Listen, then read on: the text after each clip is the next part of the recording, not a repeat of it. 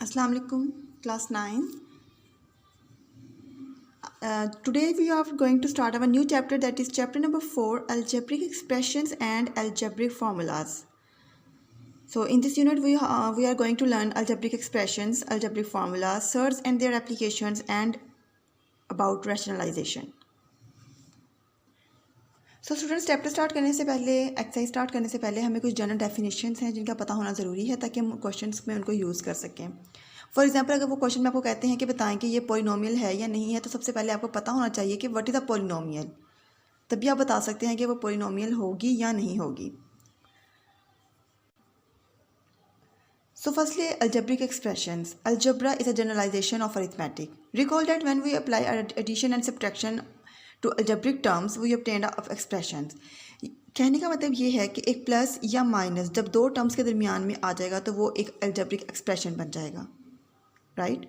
Means अगर मैं सिर्फ एक की बात करूँ, 5x² की बात करूँ तो ये एक टर्म है, 3x की बात करूँ तो ये एक टर्म है, लेकिन जब एक ऑपरेटर दरमियान में आ जाएगा, एडिशन एंड सब्ट्रैक्शन, तो वो एक एक्सप्रेशन बन जाएगा।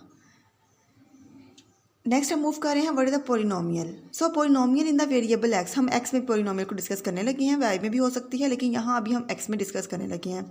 A polynomial in the variable x is an algebraic expression of the form. कब पॉलिनोमियल होगा एक अलजेब्रिक एक्सप्रेशन? जब an x power n plus an-1 x power n-1। आप देख सकते हैं कि यहाँ पर x की पावर डिक्रीज़ कर रही है, n थी n-1 n-2 and up to so on x की पावर 1 आ गई। और यहाँ पर जो कांस्टेंट चार्ज यूज़ हो रहा है इसके x के साथ, वेरिएबल के साथ जो भी टर्म आ रही है वो भी ग्रेजुअली डिक्रीज़ कर रही है पावर के साथ ही, मतलब an था x power n, n-1 n-1। So simply polynomial की डेफिनेशन के लिए ये बात ज़्यादा ज़रूरी है कि हमें कैसे पता चलेगा कि एक पॉलिनोमियल कब नहीं होती। तो स्टूडेंट्स दो बातें अपने जहन में रखनी है पॉलिनोमियल के लिए। पहली बात तो ये कि उसकी डिग्री जो है वो ओवर की फॉर्म में ना हो, वो फ्रैक्शन की फॉर्म में ना हो। मीन्स ऐसा ना हो कि x की पावर 1/2 आ रही हो। अगर x की पावर 1/2 होगी तो वो एक पॉलिनोमियल नहीं होगी। और दूसरी बात, x की जो डिग्री है वो पॉइंट्स में भी ना हो, क्योंकि देखिए बात सेम ही है। अगर मैं कहूँ कि x की जो डिग्री है वो फ्रैक्शन में ना हो, मीन्स अगर वो 1/2 है तो उसको मैं पॉइंट में चेंज कर लूँगी तो वो 0.5 आ जाएगा। तो ये दोनों कंडीशन जब भी अगर पॉइंट में भी आपके पास पावर आ रही है या आपके पास ओवर की फॉर्म में आ रही है तो वो पॉलिनोमियल नहीं होगी। So the highest power of x is a non negative integer. उसको नॉन नेगेटिव भी होना चाहिए, x की पावर को नॉन नेगेटिव भी होना चाहिए। मीन्स अगर अब हमें एक और बात पता चली कि x की पावर को ओवर में नहीं होना चाहिए, x की पावर को पॉइंट्स के फॉर्म में नहीं होना चाहिए, डेसिमल फॉर्म में नहीं होना चाहिए, और x की पावर नेगेटिव भी ना हो, इस कॉल्ड द। अब अगर जो भी x की डिग्री जो हाईएस्ट डिग्री आपके क्वेश्चन में यूज़ हो रही होगी उसको हम कहेंगे कि वो डिग्री है पॉलिनोमियल की। फॉर एग्जाम्पल मैं इसकी एग्जाम्पल देती हूँ, 3x² प्लस 8x प्लस 5। इसमें x की हाईएस्ट डिग्री क्या है? ये 2 है। तो इसका मतलब हुआ कि इस पॉलिनोमियल की डिग्री, उसे हम कहेंगे ये उसकी डिग्री है। इस पॉलिनोमियल में x की डिग्री 2 है। और जो भी कोफिशिएंट x के साथ या बगैर x के आ रहे होंगे वो उन सबको हम कहेंगे वो कोफिशिएंट है। मीन्स 3 यहाँ पे कोफिशिएंट है, 8 यहाँ पे कोफिशिएंट है और 5 भी यहाँ पे। The highest power of x is called the leading coefficient of the polynomial. अब हम इसमें से ये क्या, कोफिशिएंट तो ये सब हैं, लेकिन इनमें से लीडिंग कोफिशिएंट वो होगा जो x की हाईएस्ट डिग्री के साथ आ रहा है। अब मीन्स देखिए यहाँ पर 3 जो है वो 8 से छोटा है, लेकिन लीडिंग कोफिशिएंट फिर भी 3 ही होगा क्योंकि वो x की हाईएस्ट डिग्री के साथ आ रहा है। Is it clear girls? हाँ, x की हाईएस्ट डिग्री को हम कहेंगे वो उसकी डिग्री है, x की हाईएस्ट पावर को हम कहेंगे वो उसकी डिग्री है, और x की हाईएस्ट पावर के साथ जो नंबर आ रहा होगा वो लीडिंग कोफिशिएंट होगा। The expression 2x power 4y³ plus x² y² plus 8x is a polynomial, क्योंकि इसमें ना तो x की कोई ऐसी डिग्री है, x की ना तो कोई डिग्री ओवर की फॉर्म में है, ना ही कोई पॉइंट की फॉर्म में, ना ही कोई नेगेटिव है, तो ये पॉलिनोमियल तो है।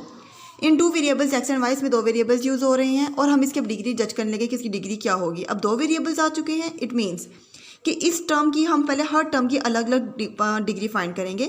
इसकी क्या है? 4 + 3 7, यानी कि इस टर्म की जो डिग्री है वो 7 है, इस टर्म की 4 है, इस टर्म की 1 है, तो इट मीन्स 7 हाईएस्ट है।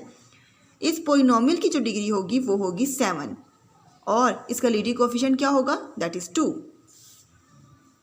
सो गर्ल्स ये सेल्फ टेस्टिंग है, ये आप लोगों ने खुद करना है, हम एक्सरसाइज पे मूव करने लगे हैं। लेकिन उससे पहले एक रैशनल एक्सप्रेशंस की डेफिनेशन भी आपको क्लियर होनी चाहिए जैसे हम रैशनल नंबर्स की पढ़ते थे कि ऐसे नंबर जिनको हम पी ओवर क्यू की फॉर्म में लिख सकते हैं, और मैंने आपको बहुत ब्रीफ डिस्क्रिप्शन इसकी बताई थी, उसी तरीके से सेम अलजेब्रिक रैशनल एक्सप्रेशन की भी है, लेकिन इसमें सिर्फ हम पोलिनोमियल्स का यूज़ कर लेंगे, और पोलिनोमियल्स को डिनोट करने के लिए हम P of X of Q of X लगाएंगे ताकि पता चले कि ये ऐसे पोलिनोमियल जिनमें एक्स इन्वॉल्व है। The quotient P X over Q of X of two polynomials P X and Q X, ये दोनों पोलिनोमियल्स हैं, और क्यू एक्स को नॉन जीरो होना चाहिए। ये मैंने आपको बताया हुआ है कि क्यू ऑफ एक्स को क्यों नॉन जीरो होना चाहिए, क्योंकि अगर ये जीरो हो जाएगा तो ओवर का आंसर इन्फिनिट हो जाएगा, मीन्स उसका कोई भी आंसर वो अनडिफाइंड फंक्शन हो जाएगा। It's called a rational expression. Now we have to start our exercise 4.1, और आपने क्वेश्चन नंबर 1 में ये बताना है कि इन अलजेब्रिक एक्सप्रेशंस में से कौन सा पोलिनोमियल है या नहीं। तो मैंने आपको पोलिनोमियल के लिए कुछ कंडीशन बताई हैं चेक करने के लिए। आपने ऑपोजिट देखना है, मीन्स आपने ये देखना है कि इसमें एक्स की कोई ओवर में पावर तो नहीं आ रही। अगर तो एक्स ओवर में होगा तो वो फर्स्टली आपने कह देना कि पोलिनोमियल नहीं है। दूसरी बात, एक्स की कोई भी डिग्री फ्रैक्शन में नहीं होनी चाहिए, मीन्स 1/2, 1/3, 1/4 में पावर नहीं होनी चाहिए एक्स की। सिर्फ एक्स की बात कर रही हूँ मैं, नंबर की बात नहीं कर रही, एक्स की पावर। बस ये दो कंडीशन देखेंगे और हम बताते हैं कि ये अलजेब्रिक एक्सप्रेशंस पोलिनोमियल है या नहीं। अब अगर हम फर्स्ट वाले देखें 3x² + 1/x - 5, तो 1/x मीन्स अगर मैं यहाँ से x को ऊपर लेके भी जाती हूँ तो x की डिग्री हो जाएगी -1। तो इसका मतलब ये है कि x की डिग्री नेगेटिव हो गई, तो ये पोलिनोमियल नहीं है। द सेकेंड वन, इसमें भी आप देख सकते हैं कि x की डिग्री 1/2 की फॉर्म में है, तो ये भी पोलिनोमियल नहीं होगी। अब जो थर्ड वन है, इसमें जो x की डिग्री है वो बिल्कुल ठीक है, वो फ्रैक्शन में है, वो फ्रैक्शन में नहीं है, वो होल नंबर है दोनों में। ये नंबर है जो 1/2 की फॉर्म में है, तो नंबर हो सकता है, x नहीं हो सकता था, तो ये हमारी पोलिनोमियल है। फोर्थ वन में भी देखिए ये ओवर में आ गया x, तो ये भी हमारी पोलिनोमियल नहीं होगी। Question number 2, state whether each of the following expressions is a rational expression. हमने बताना है कि ये जो एक्सप्रेशंस गिवन है ये रैशनल एक्सप्रेशन है या नहीं। अच्छा, इन्हें चेक करने का तरीका ये होगा कि आपने अगर फर्स्ट वाली को देख रहे हैं तो आपने डिनोमिनेटर को अलग से चेक करना है कि वो पोलिनोमियल है या नहीं, न्यूमिनेटर को अलग से चेक करना है। अगर उन दोनों में से कोई एक भी पोलिनोमियल नहीं होगा तो वो पोलिनोमियल रैशनल एक्सप्रेशन नहीं होगी, वो एक्सप्रेशन रैशनल एक्सप्रेशन नहीं होगा। फॉर एग्जाम्पल हम इसमें फर्स्ट वाला चेक करते हैं। देखिए 3√x, अब देखिए ये x स्क्वायर रूट में आ गया, मैंने कहा था डिग्री 1/2 नहीं होनी चाहिए, तो ये अलजेब्रिक एक्सप्रेशन रैशनल एक्सप्रेशन नहीं कहलाएगा। सेकंड में x की डिग्री क्यूब, x की डिग्री स्क्वायर, नंबर की डिग्री कोई भी हो सकती है, 2x और x स्क्वायर। मतलब अगर हम सिर्फ न्यूमिनेटर की बात करें तो वो पोलिनोमियल है, डिनोमिनेटर की बात करें तो वो भी पोलिनोमियल है। इट मीन्स ये पूरा रैशनल एक्सप्रेशन है।